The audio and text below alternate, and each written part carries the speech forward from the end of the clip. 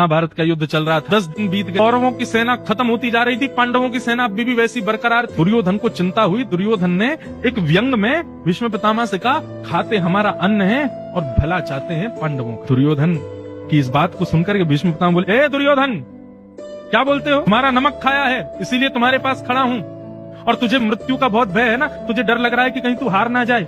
कल से महाभारत का नेतृत्व मैं करूंगा, देखता हूँ कैसे बचेंगे ये पांडव। और सुन, और ज्यादा तेरे को विश्वास हो जाए, आज रात्रि में जैसे ही मैं संध्या करके उठूं, अर्धरात्रि में अपनी पत्नी को भेज देना, आके मुझे प्रणाम करे, मैं उसको आशीर्वाद दे दूंगा। अखंड सौभाग्यवती भव, ब्रह्मचारी हूँ, मेरा आशीर्वाद विफल नहीं होगा, नहीं मरेगा तू, और तू नहीं मरेगा तो जीत तेरी ही होगी। जा भेज देना अपनी पत्नी को मेरे पास। दुर्योधन बोला, आप तो नाराज हो गए, मैं तो आपको थोड़ा गर्म कर रहा था बस, कि आप ठंडे मत पड़ो, न गर्म रहो। लेकिन वहां पर कान खड़े थे द्वारिकाधीश के। बोले, अच्छा तो रात में ये बवाल होने वाला है। भानुमति पहुंचे, उससे पहले द्रौपदी को पहुंचाना है। अब द्वारिकाधीश पहुंचे द्रौपदी के पास, द्रौपदी को उठाया, खुद ने ऊंची धोती पहन ली, सिर पर स्वाफा वाफा बांध लिया, अपने मुख को ऐसे ढक लिया कि किसी को पता ना चले कौन है। द्रौपदी को ले गए, बोले, द्रौपदी सुन, चुपचाप जाना, भीष्म पितामह को प्रणाम करना, घूंघट करके जाना, उठाना नहीं घूंघट, और प्रणाम करते जैसे भीष्म पितामह आशीर्वाद दे तुरंत बाहर आ जाना। द्रौपदी बोली, भीष्म पितामह ने यदि पूछ लिया कि कौन आया संग में, तो कह देना हमारा नौकर आया है। नौकर का नाम पूछ लिया तो बोल देना गोपाल भैया आया है। बोले, पूछ ले क्या करता है, तो बोले कह देना दूध काटता है हमारी गैया का। अब तो सुन, तू ज्यादा बोल मत कर, चुपचाप जा और जाके भीष्म पितामह को प्रणाम करना, नौबती ना आए कुछ बोलने की, चुपचाप आशीर्वाद लेके भागाना। द्रौपदी बोली, सुबह ले लूंगी ना आशीर्वाद, रात में क्यों ले जा रहे हो? बोले, रात में नहीं लेगी तो सुबह तक पूरे महाभारत का पासा पलट जाएगा।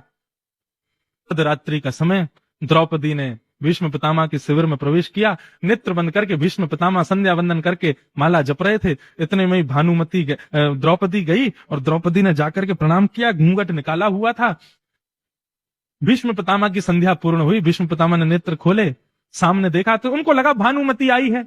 मैंने सुबह बोला था दुर्योधन को पत्नी भेज देना, अपने हाथ में जल लिया। अपने संपूर्ण जीवन के ब्रह्मचर्य का, अपने संपूर्ण जीवन के भजन का फल लेकर के द्रौपदी के सिर पर जल छोड़ करके आशीर्वाद दे दिया, अखंड सौभाग्यवती भव। अब जैसे ही द्रौपदी को आशीर्वाद मिला, द्रौपदी बोली, अखंड सौभाग्यवती भव, मुझसे कह रहे हैं कि तेरा पति अजर अमर हो जाए और सुबह मेरे पतियों के पीछे ही धनुष बाण लेके भागते हैं, ये इनकी जिम्मेवारी बन जाए, इसलिए थोड़ा कंफर्म कर लेती हूँ। द्रौपदी ने तुरंत घूंघट उठाया। तो पितामह याद रहे, कल से पांचों को खरोंच भी नहीं आनी चाहिए, आपकी जिम्मेवारी है। भीष्म पितामह के तो, द्रौपदी तू कहां से आ गई यहाँ पे? मैंने तो भानुमति को बुलाया, तुम कैसे आई इतनी रात को?